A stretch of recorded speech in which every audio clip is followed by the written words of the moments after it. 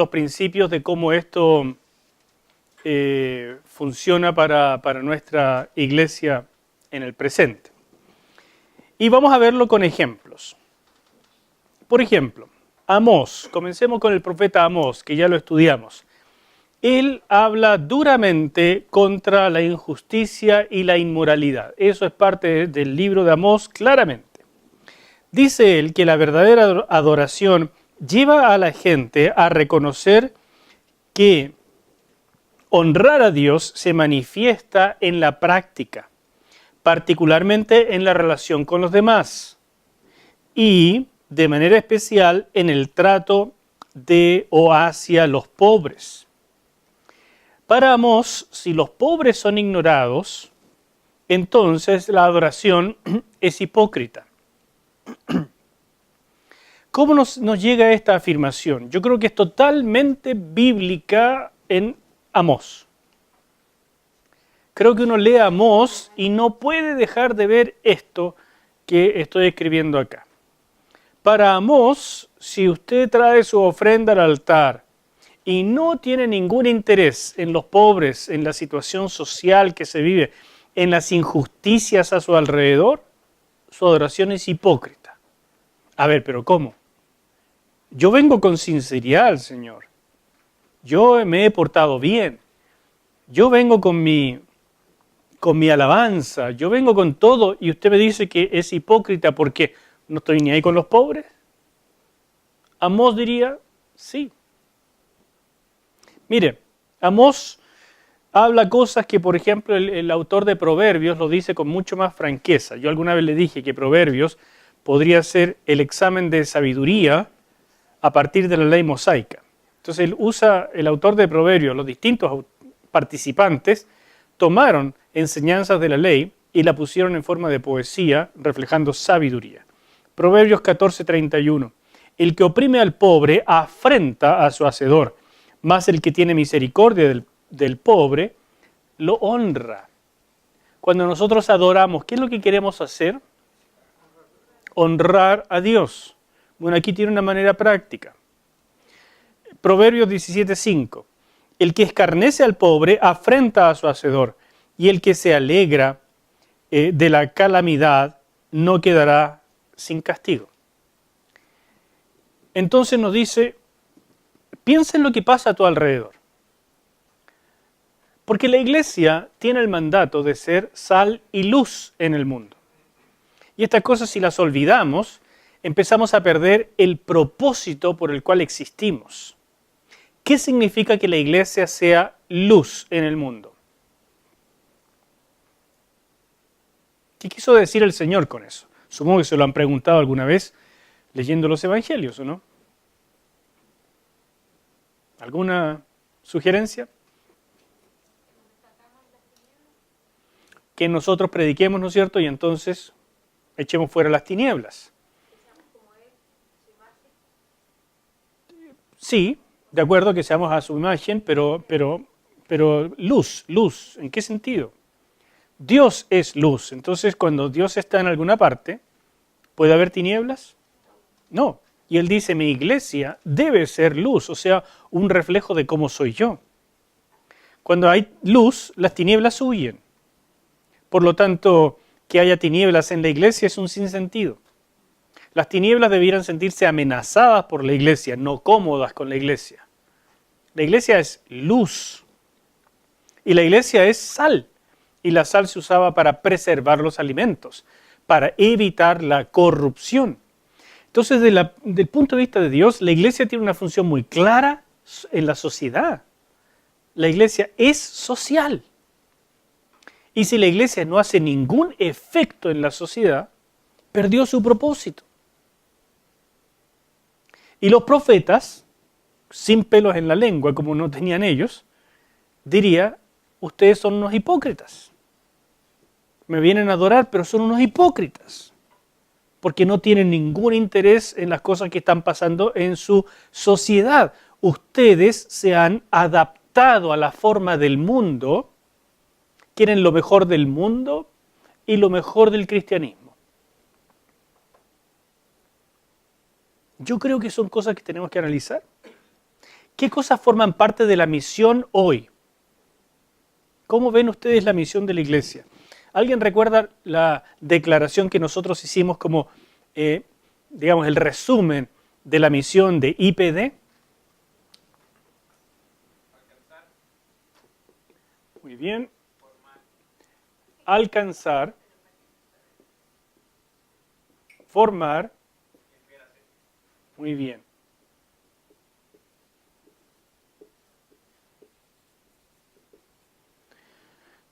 ¿Dónde se ve acá la preocupación por los pobres?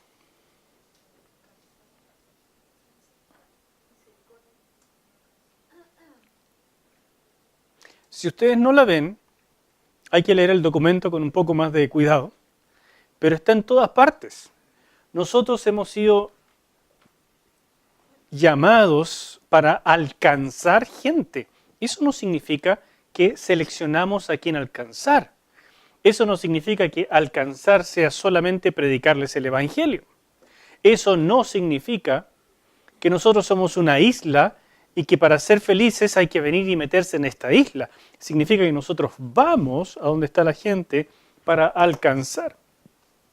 Significa que tenemos un programa de formación para crecer a la estatura de Cristo, pero con el fin último de ser enviados a servir.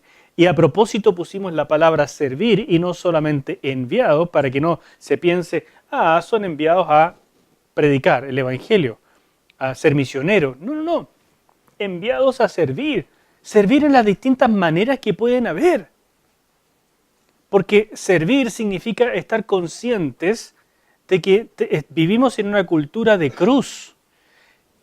Nos relacionamos verticalmente con Dios, pero no es posible relacionarse con Dios y no tener el palo vertical de relación con el prójimo. Cuando uno se desentiende del prójimo, cuando uno, con el palo horizontal, si uno se desentiende del prójimo, el palo vertical pierde su sentido. Es hipócrita. ¿Entienden a lo que voy? Y eso los profetas lo decían, pero duramente. Para los profetas, si uno llega a la iglesia y éticamente hablando no es recto, la predicación es hipócrita. La adoración es hipócrita. Si una iglesia no tiene interés en los pobres, no hace obra social, no tiene interés en una evangelización que transforme la sociedad, entonces su adoración es hipócrita. Y esto a mí me ha pegado muy fuerte, porque yo tengo que analizar lo que hacemos nosotros, pero también veo lo que pasa en otras partes, y hay mucho que se puede decir, y mucho que todos deberíamos, sin apuntarnos con el dedo, sin menoscabar, sin ningún interés en crítica, sino un interés en decir, Señor, lo queremos hacer bien y que tú te agrades. Para los profetas aquí había un problema, hay un bache entre este individualismo de yo estoy bien con Dios, por lo tanto, todo está bien. Pero si yo estoy bien con Dios y la gente no forma parte de eso, no estoy tan bien con Dios. Eso es lo que decían los profetas. Otro ejemplo. Isaías, el más grande de los profetas mayores. Isaías se concentró en la santidad. Él decía, ustedes adoran a un Dios santo, por lo tanto, si el pueblo no viene en santidad, su adoración es inaceptable. Él lo dijo así, por ejemplo, en Isaías capítulo 1, versículos 16 y 17. Lavaos y limpiaos, quitad la iniquidad de vuestras obras de delante de mis ojos. Dejad de hacer lo malo, aprended a hacer el bien, buscad el juicio, restituid al agraviado, haced justicia al huérfano, amparad a la viuda. Note que la santidad aquí se expresa en obras de justicia, en obras de hacer cosas. Isaías comienza su gran libro, el más largo de todos, los profetas.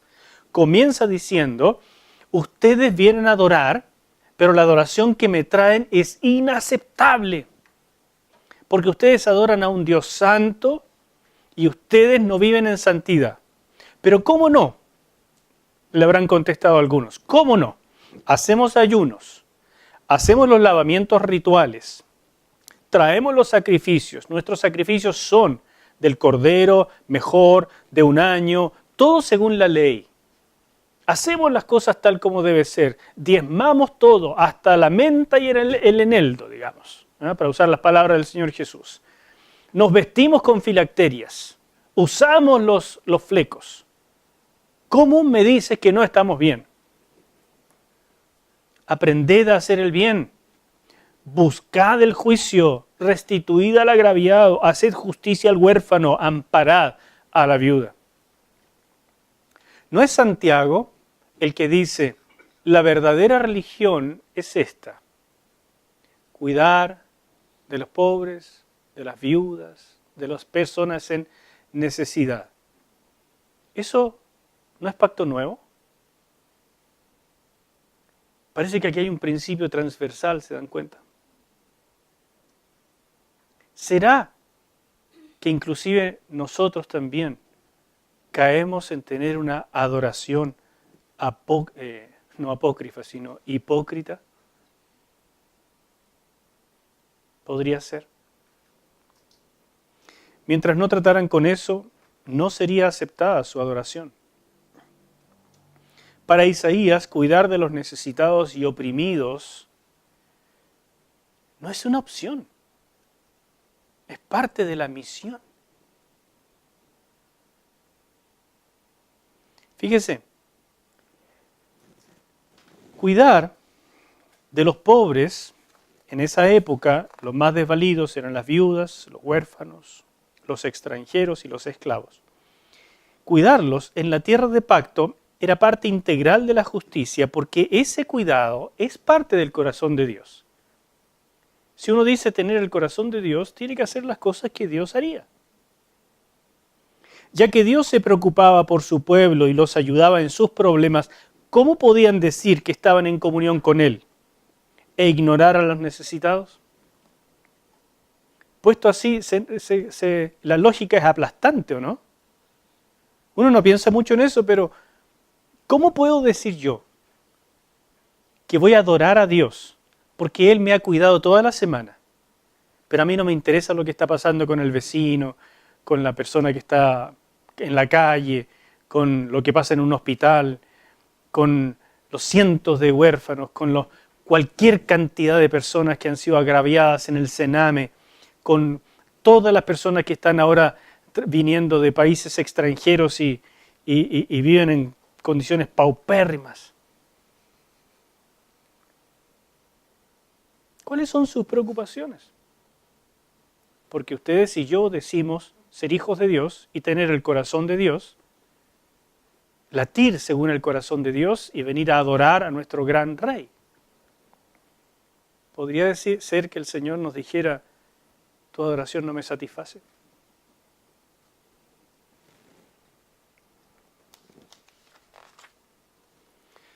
El libro de Oseas nos presenta otro tema, pero sobre la misma.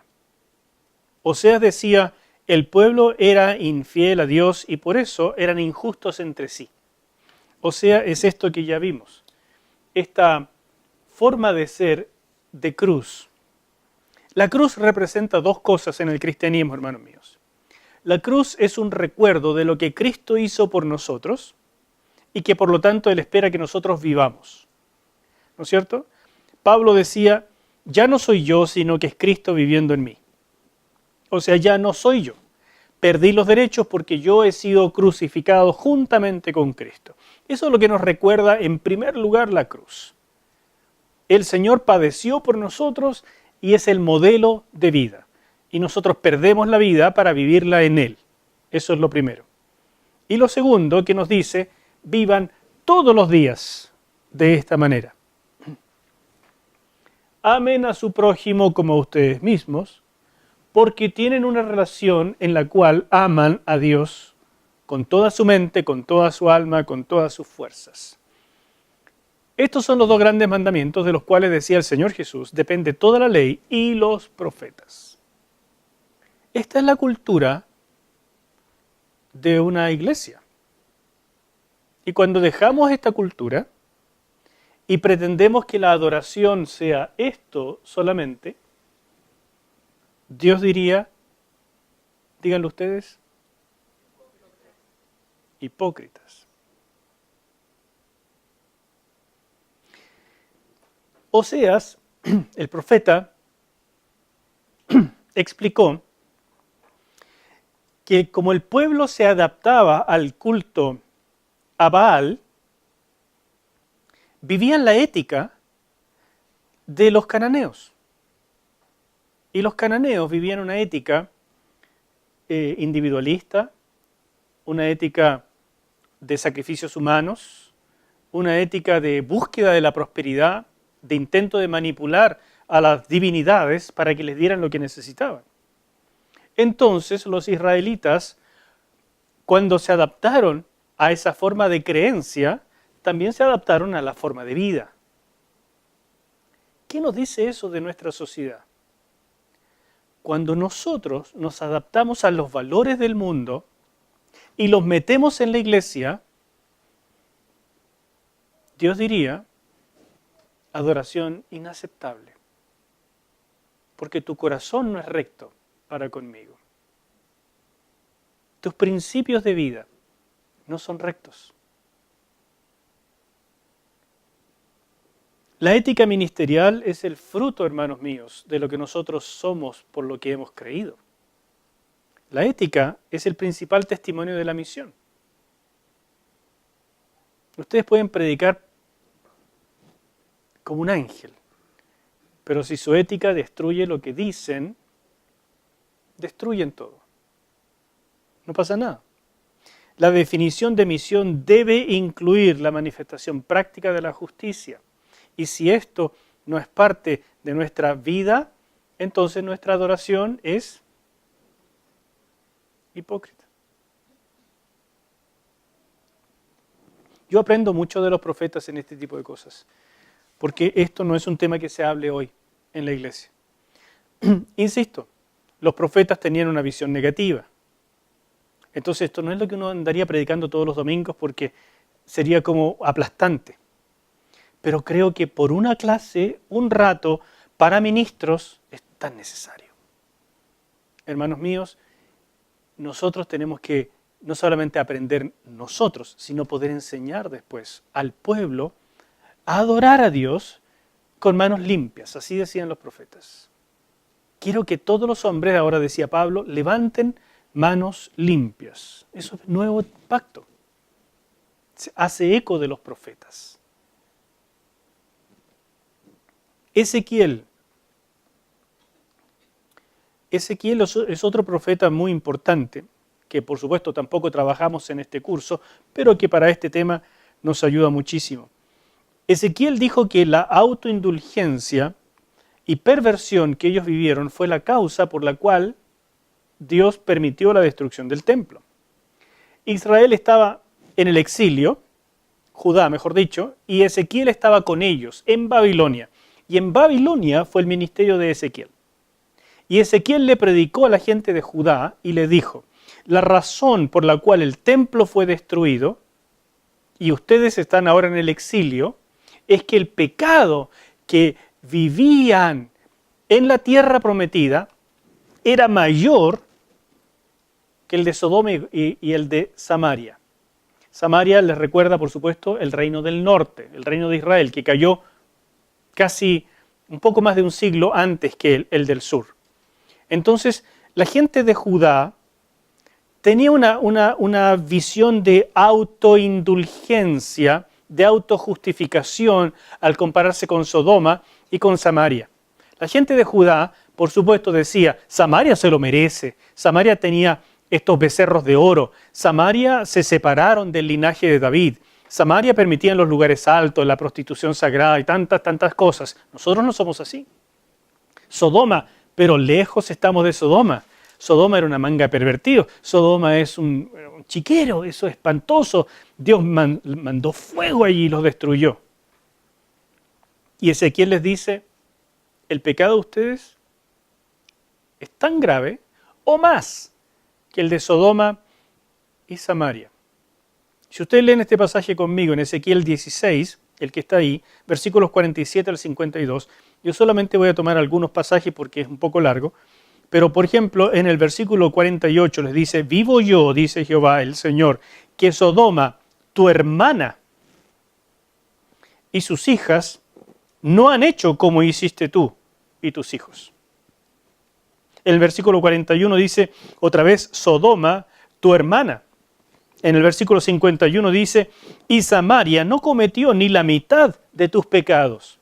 En el versículo 52, tú también que juzgaste a tus hermanas, se refiere a Sodoma y Samaria, lleva tu vergüenza en los pecados que tú hiciste más abominables que las de ellas. ¿Por qué? Porque le dice Ezequiel a Judá, ustedes tenían el templo, la palabra, y rechazar la revelación de Dios es el más grande de los pecados.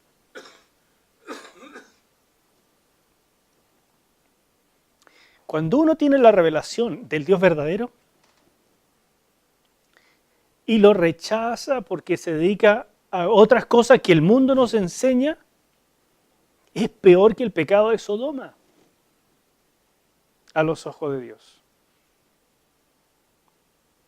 Y entonces viene la gente en aquella época y hoy, y viene con todos sus problemas y sus necesidades, y por supuesto que hablamos del Dios de la gracia y les predicamos que Dios es bueno y que puede hacer algo en sus vidas, pero ay de nosotros si les enseñamos que Dios no es santo y que permite cualquier cosa y que pueden venir a traer adoración hipócrita e igual va a ser bien recibida.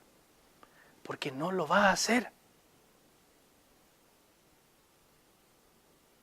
Jeremías, tomando el mismo tema, dijo en el capítulo 23, versículo 14, y en los profetas de Jerusalén he visto torpezas, cometían adulterios y andaban en mentiras y fortalecían las manos de los malos, para que ninguno se convirtiese de su maldad.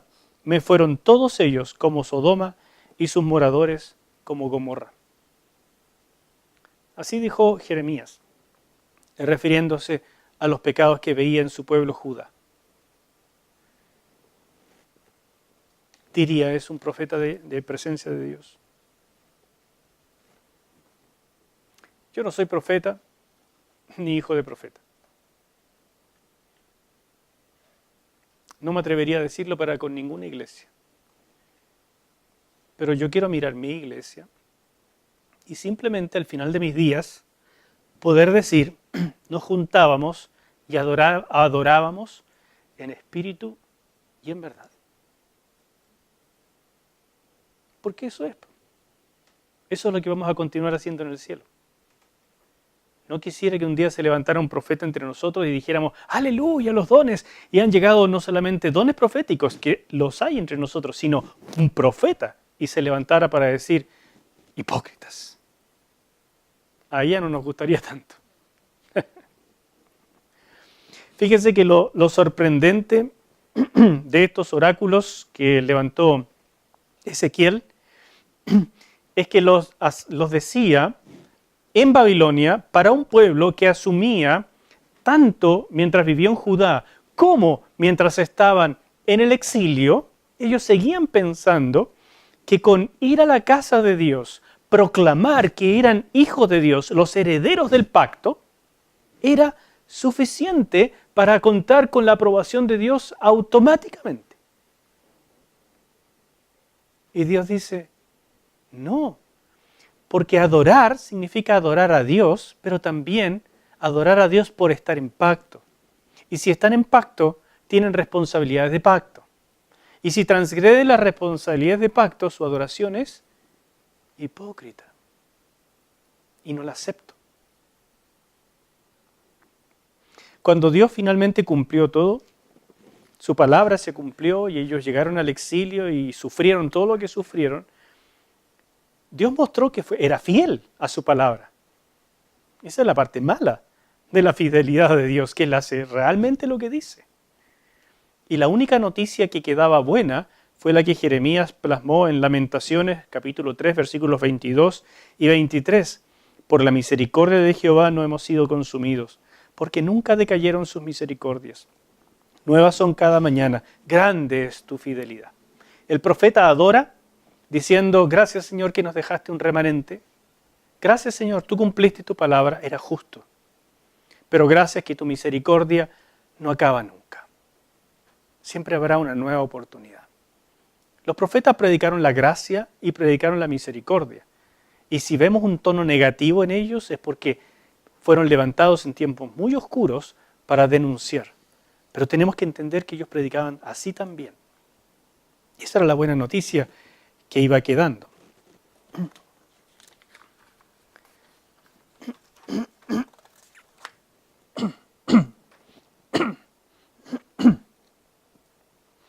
El mensaje de los profetas, hermanos míos, es, a mí me toca mucho en la parte social. Yo creo que toca todas las áreas de la vida, la ética. O sea, a veces se ha relajado mucho en la iglesia el tema de la moralidad, de personas que llegan en adulterio, o que adulteran estando en la iglesia, o fornicación entre los solteros, y entonces para no hacer muchas olas, cubrimos, tapamos, con el fin de ayudar, de levantar, pero igual es cubrir, es tapar, ¿no es cierto? Con el fin de restaurar, con el fin de aplicar gracia, pero déjeme decir que uno se siente podrido por tener que hacer esas cosas muchas veces. Por no ser talibán, ¿no es cierto? Cortar a machetazos. Porque no es el papel de los ministros, no es nuestro papel. Pero al mismo tiempo, es innegable que Dios tiene una palabra que decir sobre esto. Y todo eso es parte de lo que tenemos que examinar.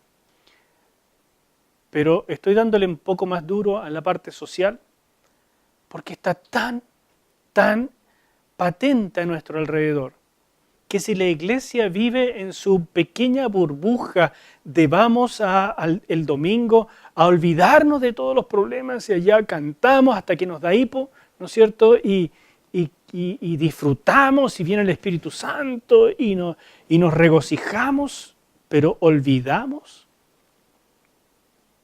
lo que está a nuestro alrededor, esa adoración puede ser simplemente detestable para Dios. ¿Lo habían pensado? El mensaje de los profetas era claro: justicia precede a la adoración y la adoración verdadera produce mayor justicia. Es una frase que ustedes tienen que ponerla en alguna parte. No es mía, la copié de alguien, pero es genial esta frase. La justicia precede a la adoración y la adoración verdadera produce mayor justicia. Ahí tienen la pauta. ¿Cuándo es aceptable mi adoración? Cuando es precedida por la justicia. ¿Cuándo me doy cuenta que mi adoración es verdadera? Cuando produce mayor justicia.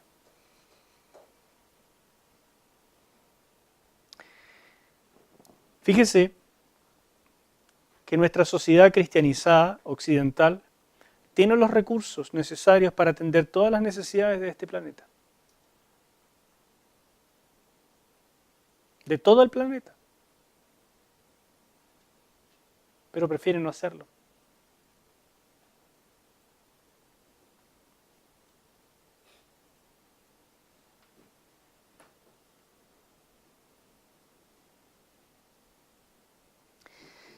La iglesia debiera guiar en este sentido. Pero no lo hace. No lo hacemos. Fíjese que en la iglesia se ve más interés por preservar el estilo de vida, por progresar, por las vacaciones, dónde voy a ir, contar de las mejores vacaciones que he tenido, de cambiar el auto. Y después pensamos que al llegar a la iglesia, nuestros cantos van a ser recibidos por el Señor con una tremenda sonrisa y nuestras oraciones van a ser automáticamente contestadas.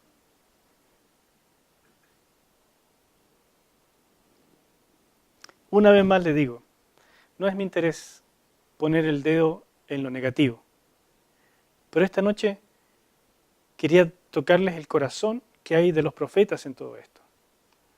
Que ellos denunciaron en una época muy oscura.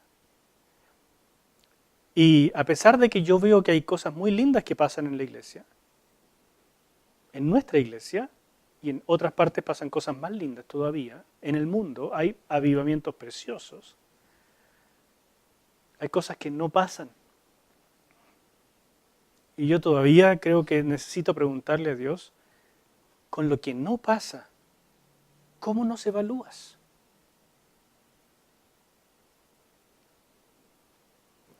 ¿Se ha dado cuenta que la sociedad cristianizada de Occidente ha sido la que ha tiranizado a la mayor parte del mundo? Y por causa de esas desigualdades es que tenemos lo que tenemos hoy. ¿Se ha dado cuenta que nosotros, Chile, dentro de Latinoamérica, somos el país con mayor crecimiento y desarrollo financiero? Pero no cambian mucho las desigualdades. Crecemos como iglesia, pero no hacemos un efecto. Entonces a veces me dan ganas de decir, ¿y para qué voy a cantar el domingo? Voy a cantar porque Dios se lo merece. Pero quiero que Él reciba mi adoración con gusto. Isaías, nuevamente, primero Amós. Para Amós, como ustedes pueden ver en capítulo 4, que ya lo estudiamos, en versículos 4 y 5, la adoración hipócrita no es solo vacía y sin sentido, no es neutra, es además un pecado. Isaías, en los capítulo 1, versículos 11 al 15, dice lo siguiente. ¿Para qué me sirve, dice Jehová, la multitud de vuestros sacrificios? Hastiado estoy de holocaustos, de carneros y de cebo de animales gordos. No quiero sangre de bueyes, ni de ovejas, ni de machos cabríos. ¿Quién demanda esto de vuestras manos cuando venís a presentaros delante de mí para hollar mis atrios? O sea, pisotear suelo santo. No me traigáis más vana ofrenda. El incienso me es abominación. Luna nueva y día de reposo, el convocar asambleas, o sea, las fiestas, los rituales solemnes. No los puedo sufrir, son iniquidad vuestras fiestas solemnes. Vuestras lunas nuevas y vuestras fiestas solemnes las tiene aborrecidas mi alma. Me son gravosas, cansado estoy de soportarlas. Cuando extendáis vuestras manos, yo esconderé de vosotros mis ojos. Asimismo, cuando multipliquéis la oración, yo no oiré.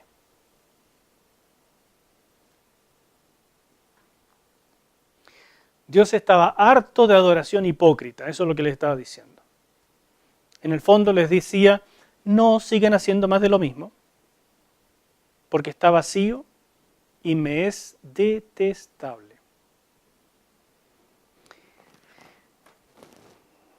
La gente no puede simplemente vivir en su autoindulgencia. Nosotros no podemos vivir en nuestra autoindulgencia, en nuestra preocupación tan autocentrada y después venir al Señor y decirle, contesta mis oraciones, y Dios simplemente se va a derretir con nosotros porque somos sus hijos. He predicado hasta el cansancio que somos hijos y muy amados. Pero esa no es toda la verdad. También es cierto que nuestro Dios es grande, maravilloso, todopoderoso y santo, y que tenemos responsabilidades de pacto. Y que sin cumplir esas responsabilidades, simplemente caemos en el ámbito de la adoración hipócrita. ¿Saben, hermanos míos? ¿La adoración hace avanzar la misión o la estanca? Así de potente y de graves. La adoración puede matar la obra de la iglesia.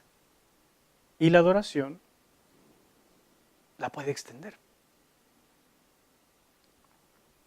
No es la forma, sino el cómo se hace, el contenido.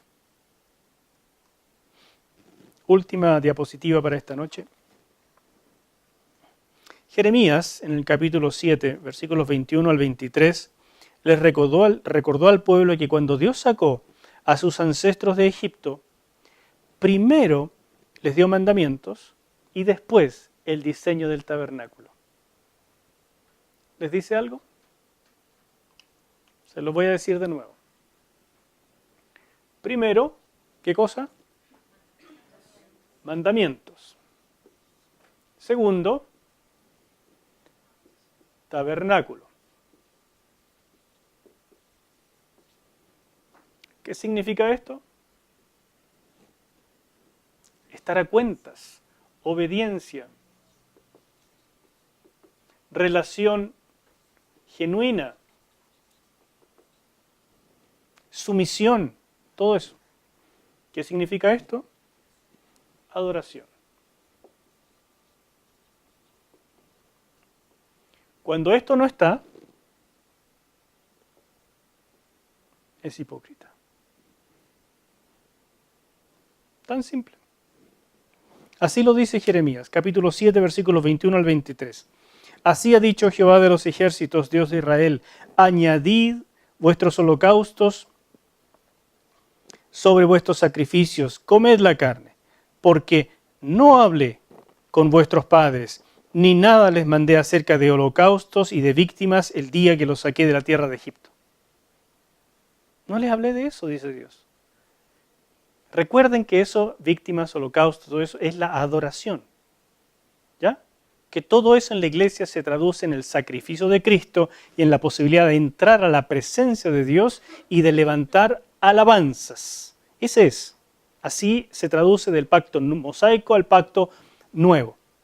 Entonces es como si Dios nos dijera hoy, yo no les enseñé, cuando ustedes llegaron a Cristo, yo no les enseñé a cantar, a danzar, a levantar manos.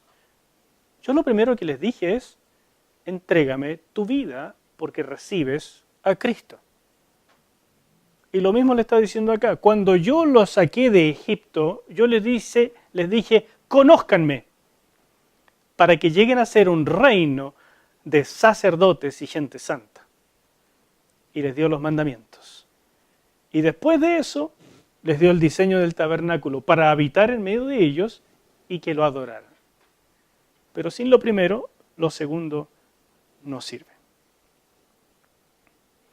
Mas esto les mandé, versículo 23, diciendo, escuchad mi voz, y seré vuestro Dios, y vosotros me seréis por pueblo. Ezequiel en el capítulo 22, versículos 7 al 12, aunque había mucha actividad de sacrificios y adoración en el templo, los pecados de los sacerdotes y del pueblo habían hecho inefectiva la adoración. Fíjese esto con el que concluyo este curso. El único remedio, la única solución a esta situación era el arrepentimiento. Y ahí es donde aparece este tremendo concepto de la gracia de Dios. La adoración genuina es también la solución para la hipocresía, porque representa corazones obedientes, sumisos y comprometidos con Dios. Hermanos, cuando hay adoración genuina, hay un corazón así. Y un corazón así se va a manifestar en obras concordantes. Cuando no están las obras, entonces la adoración tiene algo faltante. Y esa adoración, por linda que sea, no llega al cielo. Al menos eso dijeron los profetas.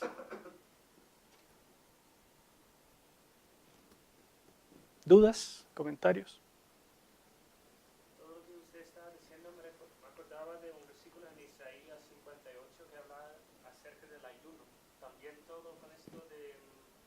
¿Va en el mismo, va apuntado a lo mismo o no? Claro que sí, También un tipo de adoración, el ayuno como adoración a Dios. por supuesto. El ayuno era una de las cosas que la gente hacía como parte de su búsqueda de Dios. Y era una búsqueda genuina. Y aún esa búsqueda que era tan personal, tan íntima, tan potente como dejar de comer, Dios dijo, esta que ustedes están haciendo en Isaías 58 no me sirve. El ayuno verdadero es este. Y ahí les explica, así comienza el capítulo. ¿Se fija? Y eso lo dijo, pero con muchas cosas. No dijo, ¿se acuerdan que lo leímos en Oseas? ¿Por qué me siguen trayendo sacrificios? Esto es lo que yo quiero. Misericordia y no sacrificios. Entonces, otra vez, la misericordia es el fruto de una relación genuina, verdadera, de sumisión, de obediencia, de auténtico feeling con Dios. Y eso da fruto. No existe ese fruto, Dios dice, ¿de qué me sirve que imiten la adoración verdadera si no es potente, no es genuina?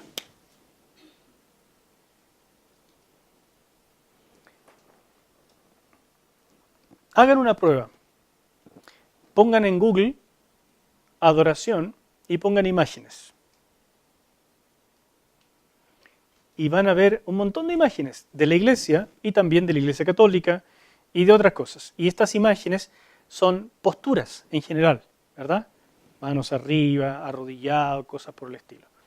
Porque es lo que las personas piensan, lo que en general pensamos sobre la adoración. Es una actividad, una acción, una postura, donde hoy en día incluso decimos hay que meter al cuerpo, porque en otro tiempo eso estaba, cuando la iglesia era mucho más cerrada, no se usaba esto de la expresión corporal. Bueno, pero eso es un asunto más de época y de libertad en el presente. Pero con lo que les acabo de mencionar y que es totalmente de los profetas, no lo estoy inventando. Es más, si yo pudiera hasta lo sacaría porque me pega fuerte. ¿Cuáles son las imágenes que debieran aparecer ahí? Yo diría, ¿qué es adoración? Es ir y darle pan al pobre. Es predicar justicia. Es increpar a los políticos. Es venir a la iglesia y mirar a los que están alrededor. ¿Cuántas veces, hermanos míos, estoy conversando con alguien y alguien viene, me saluda a mí y no saluda al que está al lado? Y le tengo que decir, se llama Felipe, se llama Andrés. Salúdense. Ah, sí, hola, hola. Aquí mismo dentro de nuestra iglesia buscamos lo que queremos y los demás son datos. Si no nos vemos aquí, ¿veremos a alguien afuera? ¿Y será que esa persona cree que su adoración no tiene estorbo? Lo dejo para su investigación, para su meditación, para su ministerio. Que ustedes como ministros que van a continuar la obra de presencia de Dios puedan pensar en una iglesia pura, santa, que manifiesta la presencia de Dios en obras concretas. ¿Ya? Nosotros no nacimos para ser canarios. Que cantemos bonito, pero con mucho contenido. Que el Señor les bendiga y que los profetas menores y lo que hemos visto de los mayores haga un cambio profundo en sus vidas y ministerios. Bendiciones y nos vemos en el siguiente curso.